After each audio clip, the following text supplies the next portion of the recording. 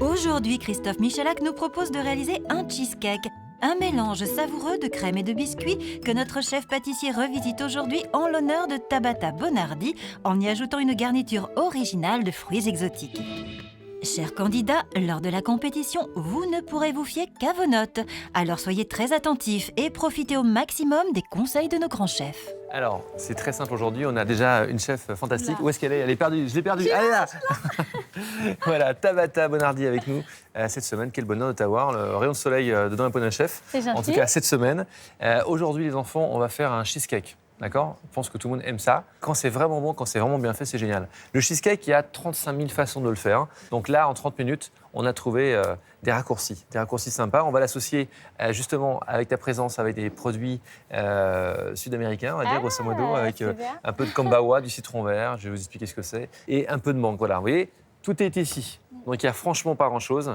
Mais avec ce pas grand-chose, on va essayer de faire un truc un peu rock'n'roll. Quand le chef Michalak m'annonce qu'on va faire un cheesecake, je suis plutôt assez contente parce que j'en fais quand même beaucoup, mais 30 minutes, ça reste quand même pas beaucoup de temps à réaliser.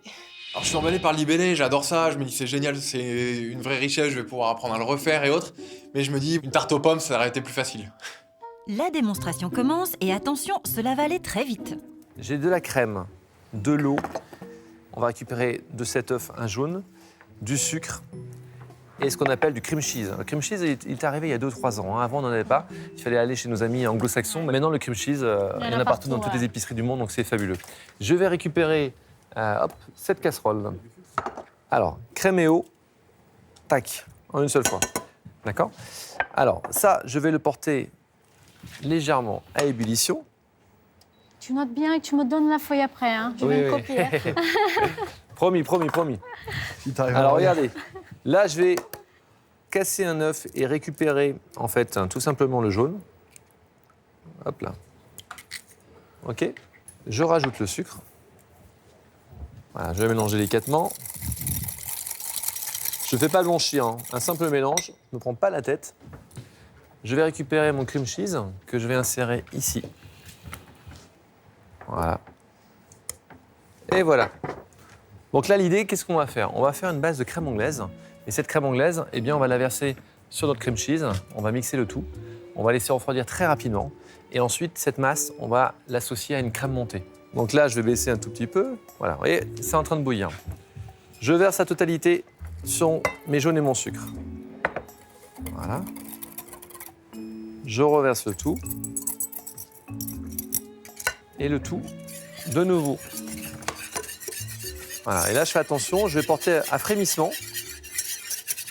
Donc, je fais très attention. En général, au-delà de 88 degrés, mon jaune va surcuire. Et là, je vais avoir ce que j'appelle des grains. Et absolument, je vais avoir un œuf brouillé. On n'a pas de thermomètre? Non, pas de thermomètre. Non, regardez, lorsque je remue comme ceci, on le voit vite. Hein. Vous voyez, je tourne.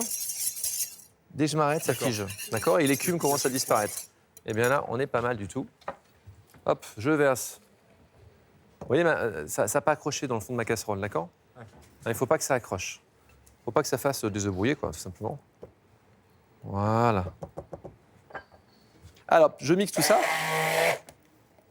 Un jeu d'enfant. Après l'avoir passé au mixeur, le chef étale le mélange cream cheese crème anglaise dans un bac réfrigéré et filme au contact la préparation avant de la mettre au congélateur pour 5 petites minutes. Alors ensuite, on va faire un truc un peu rigolo. Je prends une casserole, sans peser, sans rien. Je vais faire une sorte de sirop. Ouais, je prends un peu de sucre. Je vais prendre aussi un peu d'eau. Quasiment temps pour temps. Hein. Voilà. Je porte le tout à ébullition. Et je vais me faire une tuile coco en hommage au Brésil. Voilà, là j'ai de la coco poudre. Hop, je vais mettre une petite pincée de fleur de sel, moi j'aime bien. Hein. J'aime bien assaisonner un peu tout ça. Voilà, pour avoir une tuile un peu sucrée salée. Ouais. Hein, jusqu'ici. Tout va bien. Tout va bien. Alors le sirop, l'idée c'est vraiment de bien faire dissoudre. Vous voyez, le sucre là, il n'est pas dissous. Il est encore sur le fond. Donc là, on le fait bien bouillir pour que ça soit bien translucide. Bon, voilà. Allez, on fait bien bouillir tout ça. Vous allez voir, c'est ma petite technique. Et là, ce sirop, eh bien, tout simplement, on va en mettre un tout petit peu. On va mélanger, juste pour que ça fasse une sorte de pâte. Je vais y aller même un peu avec les mains. Vous voyez, j'enveloppe tout. Dès qu'on met ça dans la main, Petite boule. j'appuie, voilà. Et là, dès que j'ai une boule, c'est bien. Quand le chef Michalak nous dit oui, le sirop, un peu de sucre, un peu d'eau, pour moi la pâtisserie c'est plus au grain près, mais j'espère que je vais m'en sortir. Une fois la bonne texture obtenue, le chef écrase la préparation au rouleau à pâtisserie entre 2 feuilles de papier sulfurisé. Alors, je vais pas la faire trop fine, parce que si c'est trop fin, je risque d'avoir des soucis. Hop, et là, je vais enlever la feuille. La tuile à la noix de coco est prête à passer au four à 200 degrés pendant 8 à 10 minutes. C'est à l'œil que nos candidats devront apprécier le temps de cuisson. Il faut que la tuile soit juste dorée. Donc, le coco, lorsqu'elle est torréfiée, c'est délicieux. Si elle est trop... Brûlée. Ouais, ça va pas. D'accord? Alors maintenant, j'ai préparé une crème chantilly. Alors, regardez. J'ai mis un bac au frais, parce que je veux que ça soit bien frais. Là, hier, j'ai tout simplement mélangé des feuilles de menthe fraîche avec de la crème liquide. D'accord? J'ai fait ce qu'on appelle une infusion à froid. Alors ça, c'est juste géantissime. Faites ça à la maison, utilisez du thé Earl Grey, des feuilles de basilic, de la citronnelle ciselée. C'est une tuerie nationale. C'est juste de la crème, c'est de la crème liquide avec... Crème liquide et des feuilles de menthe fraîche. C'était une vraie découverte, cette infusion à froid. C'était vraiment une première. Et je pense que ça doit vraiment donner un coup de peps à une chantilly. Alors, maintenant, pour structurer ma crème, je vais y mettre un petit peu de mascarpone. D'accord? Donc, je vais mettre la totalité de mascarpone. Et après, moi, je suis sûr que tu as ça dans ton pays, du lait concentré sucré. Oui. J'adore ça. Donc là, je vous laisse mettre de votre palais, justement. Vous me sucrez ça comme vous le sentez. D'accord. OK? Un vrai batteur. Pour éviter les projections, je mets un petit torchon. Et voilà. Tout faire et tout réussir en même temps, c'est la principale difficulté de cette recette qui associe des préparations simples à leur concentration exigée. La tuile est au four, la chantilly est en train de monter, il faut maintenant récupérer le mélange de crème au congélateur. Ça commence à figer légèrement. C'est du bonheur. Je vérifie quand même. Donc là, il faut obtenir une chantilly, c'est ça? Absolument. Donc je fais attention qu'elle ne soit pas trop montée. En même temps, au réfrigérateur, vous avez déjà une crème qui est montée pour le cheesecake. Et là, on va bien la serrer. Donc vérifiez bien qu'elle soit bien montée. Vous voyez que la crème, elle tienne bien. D'accord, super. Je vérifie mon four. On va juste descendre la tuile, regardez. Juste pour qu'elle soit colorée. Là, de toute façon, dans quelques minutes, ça va être bien. Ah, j'ai une couleur dorée, dorée caramel. Je verse ensuite ma base de cream cheese. Je mélange délicatement. Pendant la préparation, je trouve qu'il y a beaucoup de crèmes différentes. De la crème pour la chantilly, de la crème de cream cheese, la crème à rajouter avec le cream cheese. Donc il faut vraiment penser à tout bien noter. Donc là, je vais sortir ma tuile. C'est bien coloré. Hein.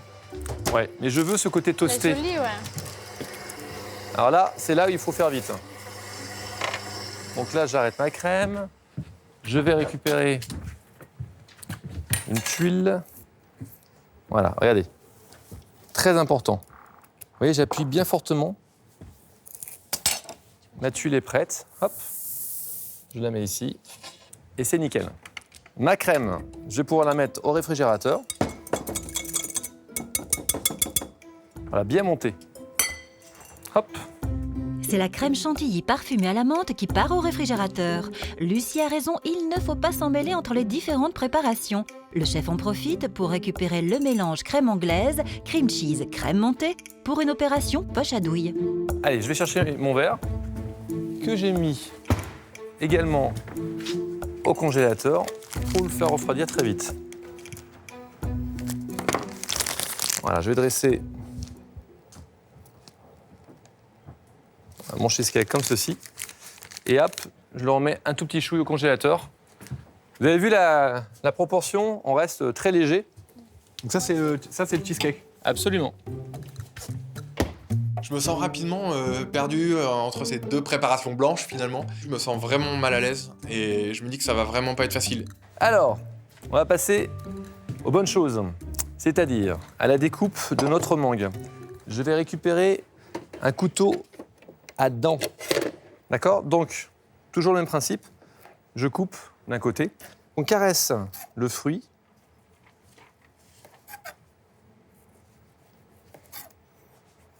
Voilà, j'enlève toutes les épluchures. Et là, je vais couper sur le côté droit. Tu fais des jolis cubes. Voilà, tout simplement, ouais. Ouais.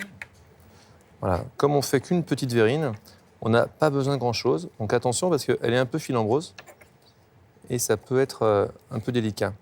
Voilà. Ensuite, on va tout récupérer de notre brunoise. Le chef ajoute ensuite la pulpe d'un fruit de la passion, du zeste de citron vert et un autre fruit plus rare. Ce qu'on appelle un kombawa. Voilà.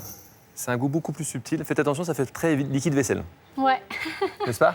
Des fois, Donc on va vraiment y aller très léger. c'est très parfumé. Ça. Mais c'est un citron que malheureusement, par contre, on ne récupère pas les jus. Donc essayez pas Oui. de faire du jus de kombawa, il n'y a rien dedans. Ouais, ça ressemble au citron vert, sauf que Il y a pas le de jus jus. n'est pas bon. D'accord. Donc le jus, on ne C'est, l'utilise pas. Par contre, on va utiliser un tout petit peu de jus citron vert. Voilà, juste pour apporter un peu d'acidité. Et là, voilà, là j'ai un fruit qui est très mûr. Voilà, je ne m'embête pas, c'est juste nickel. Donc je récapitule, j'ai ma compotée, j'ai ma tuile qui est en face de moi. Je vais mettre en route mon eau pour la faire bouillir. D'accord? Et on va se faire il nous faut un petit geste technique, on va se faire une petite quenelle. Donc je prends vraiment la cuillère lambda de base que j'ai dans ma cuisine, tout simplement. Je vais récupérer ma crème. Rappelez-vous, la bonne crème à la menthe. Voilà. D'ailleurs, je vais en prendre un tout petit peu et je vais en mettre... regardez, je les superpose. 1, 2, 3. Je les roule. On va le ciseler. Voilà. Alors, Ah, je, c'est je la, je la coupe juste en deux, là, sinon c'est trop grand.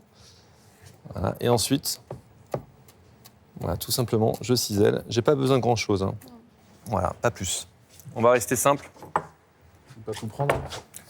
Allez-y. On sent bien le combien. Hop, ma crème parfumée à la menthe. Voilà, elle est bien parfumée, elle est impeccable. Alors, regardez bien ce que je suis en train de faire. Je chasse en fait ma crème sur le côté pour qu'elle soit bien lisse, homogène. Regardez. Voilà, en faisant ça, Tu peux faire la cannelle. exactement. Je me prépare pour faire ma quenelle. J'ai juste un peu de coco. Je vais, hop, Des cocos. faire quelques copeaux, voilà, juste pour la déco. Pardon. Ça te rappelle le pays? Ouais. Allez, c'est parti. Je récupère ma verrine. Je procède au montage.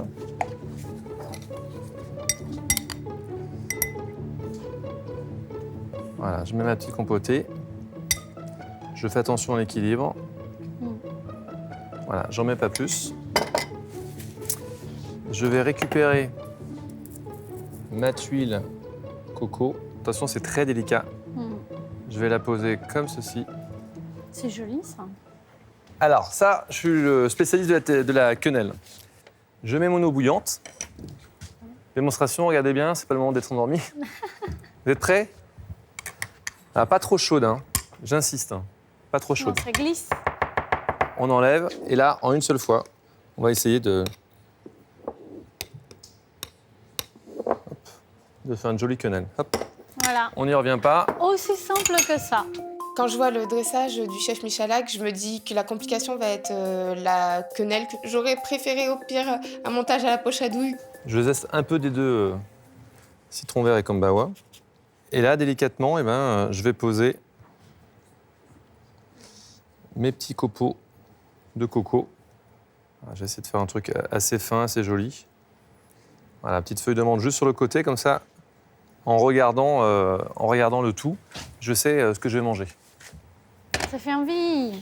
Voilà. Et l'idée de ce cheesecake, en fait, c'est tout simplement de concasser le tout pour que tout tombe sur vos fruits. Et là, vous avez votre tuile à noix de coco, vous avez votre crème chantilly à la menthe, la petite brunoise, et puis le cheesecake qui est à l'intérieur.